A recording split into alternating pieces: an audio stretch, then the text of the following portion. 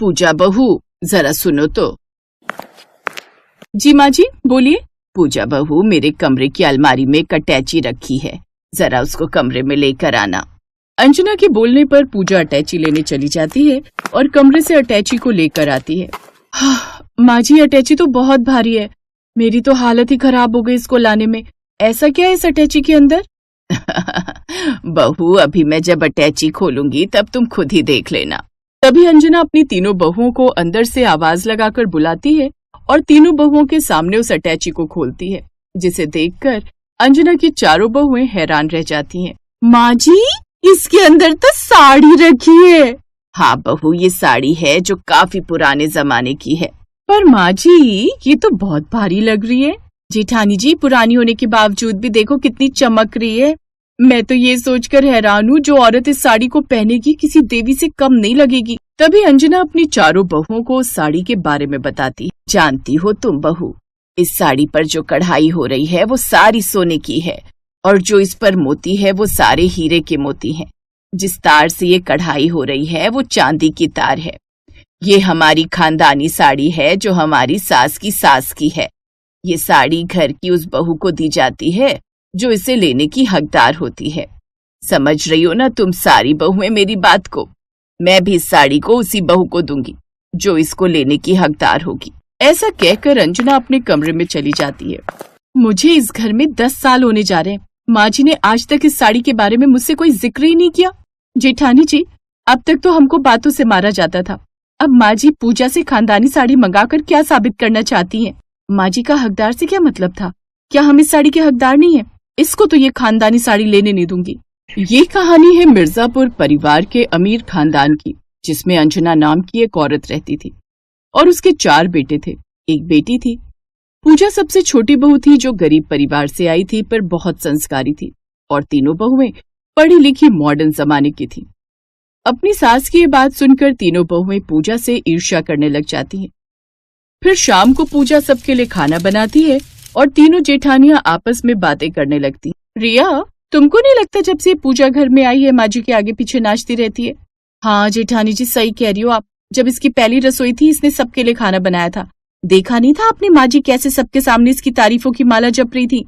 क्यों ना जेठानी जी हम आज शाम को उसका बनाया हुआ सारा खाना खराब कर दें?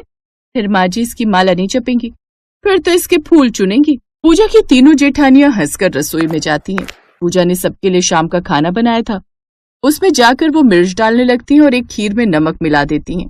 बहुत शौक है ना इसको सबके दिलों पर राज करने का। अब मैं तुम्हें बताती हूँ कि राज कैसे करते हैं। अंजलि को खाने में मिर्च डालते हुए पूजा देख लेती है, पर वो उससे कुछ नहीं कहती, जिसे देखकर उल्टा अंजलि हड़बड़ा जाती है। पूजा, वो मैं तुम्ही को ढूंढ रही थी, कहाँ थी तुम? हाँ जेठानी जी, बोलिए। बाहर गई थी, बस कुछ ढूंढ रही थी क्या?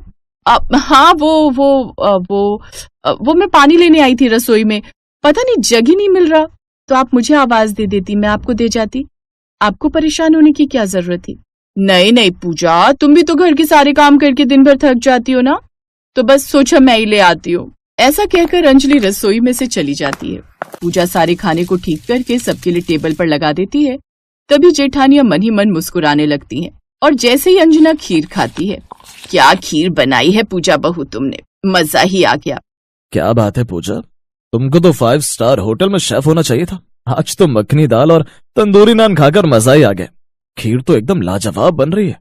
सही कहा भैया, पूजा भाभी इज द बेस्ट भाभी। पूजा की तारीफ सुनकर तीनों जेठानियां हक्की बक्की रह जाती हैं। ये कैसे हो सकता है? मैंने तो खुद अपने हाथों से खीर में नमक और सब्जी में मिर्च डाली थी, तो सबको अच्छी कैसे लग सकती है? पूजा की तारीफें तीनों जेठानियों से हजम नहीं हो रही थी। उनको डर था कि कहीं अगर ये ऐसे ही माँ जी के दिल पर अच्छी बनकर राज न करती रहे और माँ जी वो खानदानी साड़ी इसे ही न दे दे। ऐसे ही एक दिन अंजना के पैरों में बहुत दर्द हो रहा था, तो वो अपनी बहू पूजा को आवाज मारती है। वो कपड़े धो रही होती है, तभी अंजलि अपने कमरे में से आती है। अंजलि बहू, जरा पूजा बहू को बुला देना, मेरे पैरों की तेल से मालिश कर जाएगी। माँ जी, अब आप हर काम पूजा से कराती हैं, हमको तो अपनी सेवा करने का मौका दीजिए। आज मैं करती हूँ आपके पैरों की मालिश। ये सुनकर अंजना हैरान रह जाती है। अंजलि बहू, आज सूरज किधर से निकला है जो तू आज मेरे पैरों की मालिश करने के लिए बोल रही है? नाना रहने दे, हाथों की पॉलिश खराब हो जाएगी वरना। माँ जी, आप ऐसा ना कहिए, माना हाथों पर पॉलिश हो रखी है, पर आपसे ज्यादा जरूरी थोड़ी है हाथों की नेल पॉलिश। तभी अंजलि अंजना के पैरों की तेल से मालिश करने लगती है। वैसे जो भी हो, मालिश का मजा तो पूजा बहू के हाथों में ही होता है। जब तक 4-5 हाथ तगड़े तगड़े नहीं मार देती है, पैरों में दर्द ही नहीं जाता। तुम्हारे हाथ तो ऐसे लग रहे हैं जैसे पैर पर मच्छर रेंग रहे हैं। हाँ बुढ़िया, यहाँ मेरी जान निकल रही है, तुझे अपने दर्द की लग रही है। मन तो करता है तेरे पैर को यहीं उड़ा दूं। ऐसे ही धीरे धीरे दिन गुजरते गए और तीनों जेठानी अपने सास की सेवा में लग जाती हैं। अब मजा आएगा पूजा की बच्ची को, बहुत मेंढक की तरह फुदकती रहती है, माँ जी ये माँ जी वो। जब अंजना उस साड़ी को पहनने के लिए मंगाती है, तभी पूजा झट से उस साड़ी को लेकर जाती है। ये क्या, ये तो मैंने खुद अपने हाथों से प्रेस से जलाई थी। आज तो तू बच गई पूजा की बच्ची, ऐसे कब तक हमारे हाथों से बचेगी। पूजा की तीनों जेठानियों की हर चाल नाकाम होती जाती है। फिर वो अपनी सास को सीढ़ियों से नीचे गिराने की चाल चलती है और अलका सीढ़ियों पर तेल गिरा देती है। अचानक किसी काम से पूजा नीचे उतर कर आने लगती है। तभी पूजा सीढ़ियों से नीचे गिर जाती है। माँ जी, बचाओ बचाओ माँ जी। पूजा सीढ़ियों से गिरकर बेहोश हो जाती है। फिर पूजा को हॉस्पिटल लेकर जाया जाता है। तभी बाहर खड़ी तीनों जेठानियां आपस में बातें कर रही होती हैं। जेठानी जी ये क्या हो गया, मैंने तो उस बुढ़िया को गिराने के लिए सीढ़ियों पर तेल डाला था, पर ये तो उल्टा ही हो गया, बुढ़िया की जगह पूजा गिर गई। अरे अलका, तरबूज चाकू पर गिरे या चाकू तरबूजे पर, कटना तो तरबूज नहीं है ना। वो कैसे जेठानी जी? ना अमल का रख कर बैठी है, पर अकल नहीं है बिल्कुल भी। बुढ़िया मरे या पूजा मरे, मिलेगी तो वो खानदानी साड़ी हमको ही। ऐसा कहकर तीनों जेठानियां आपस में हंसने लगती हैं। तभी उनकी सारी बातें अंजना सुन लेती है। अंजना तीनों को आकर एक एक थप्पड़ लगाती है। मुझे नहीं पता था तुम तीनों उस खानदानी साड़ी के लिए इतना नीचे गिर जाओगी, किसी की जान भी लेने पर उतारू हो जाओगी। मुझे नहीं पता था कि मैंने अपने ही घर में बहू नहीं नागिन पाल रखी है। नहीं माँ जी, ऐसा कुछ नहीं है जैसा आप समझ रही हो। और कितना झूठ बोलोगी तुम लोग। हाँ, मैंने खुद अपने कानों से सुना है, और क्या क्या तुमने किया है मुझे सब पता है। पूजा सब बता देती थी मुझे। ऐसा कहकर अंजना फूट फूट कर रोने लगती है। कुछ टाइम बाद पूजा को होश आ जाता है और 1 हफ्ते बाद हॉस्पिटल से पूजा उस खानदानी साड़ी को पहनकर अपने ससुराल आ जाती है, जिसे देखकर उसकी जेठानियां हैरान हो जाती हैं। इस साड़ी की हकदार तुम नालायक बहुएं नहीं, बल्कि मेरी बहू पूजा है। क्या तुम लोगों ने एक बार भी नहीं सोचा कि ये पूरे घर का काम करती रही, सबका खाना बना बना कर देती थी, और तुम पूरे पूरे दिन कभी बाहर शॉपिंग करती तो कभी पार्टियों में जाती थी। पूजा बहू बेचारी चुपचाप पूरे घर को संभालती रही, कभी कहीं जाने का नाम नहीं लेती थी। तुम लोगों को एक बार भी इस पर तरस नहीं आया क्या? सुनकर तीनों बहुओं ने अपनी गलती की माफी मांगी पूजा और अंजना से, पर उनको अंजना माफ नहीं करती और अपनी तीनों बहुओं को उस बड़े घर से निकाल देती है और साथ ही छोटे वाले घर में रहने को कहती है। साथ ही अब घर की जमीन, सारी तिजोरी की चाबी, सब कुछ पूजा के हाथों में थमा देती है। कुछ टाइम बाद अंजना चल बसी। अब पूजा और राहुल खुशी खुशी उस घर में रहने लगे।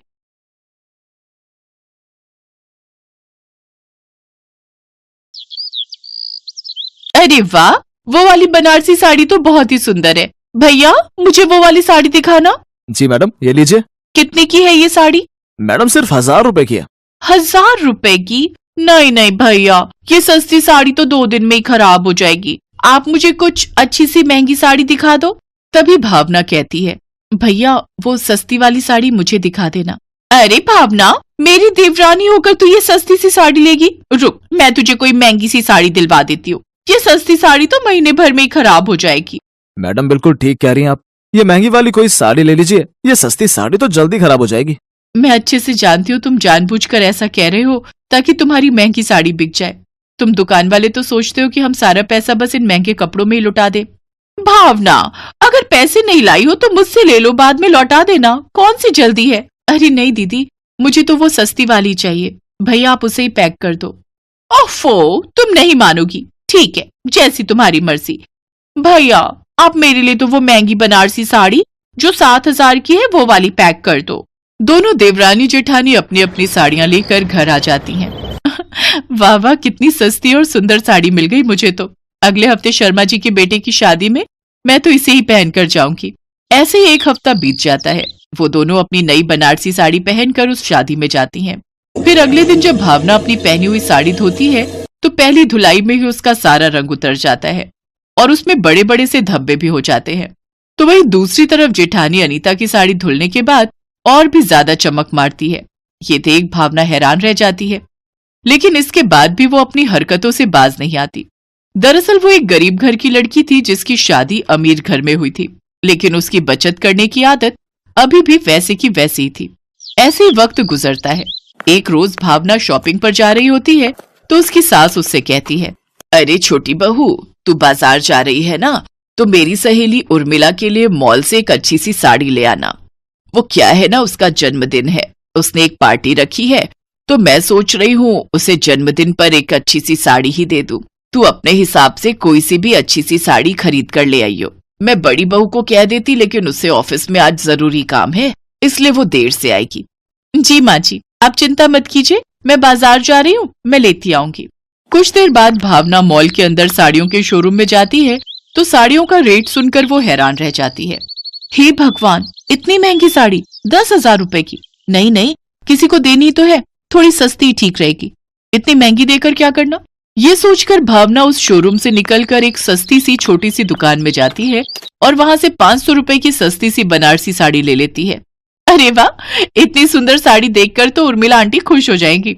ऐसा करती हूँ, एक साड़ी माँ जी के लिए भी ले लेती हूँ, वो इसे पहनकर पार्टी में जाएंगी तो बहुत सुंदर लगेंगी। साड़ियां लेकर वो घर आ जाती है। शाम को भावना की सास सरला उसकी लाई हुई साड़ी पहनकर पार्टी में चली जाती है, जहां उसकी सहेली उसकी तारीफ करती है। अरे वाह सरला, तेरी साड़ी तो बहुत ही अच्छी लग रही है, कौन से मॉल से ली? ये साड़ी मुझे मेरी बहू ने गिफ्ट की है। तभी कोने में बैठी दो सहेलियां आपस में चुगली करते हुए कहती हैं, सच कहूं माया, तो मुझे तो ये किसी मंगल बाजार की साड़ी लग रही है। ठीक कह रही हो तुम, देखने से पता चल रहा है कि कितनी सस्ती दुकान की साड़ी है। फिर कुछ ही देर में सरला की पहनी हुई साड़ी किनारे से फटने लगती है। हे राम, ये बहू कैसी साड़ी लाई है, ये तो अभी से फटने लग गई, अब क्या करूं? धीरे धीरे वो और फटने लगती है। ये देख सरला छुपते छुपाते वहां से रफू चक्कर हो जाती है और घर आती है।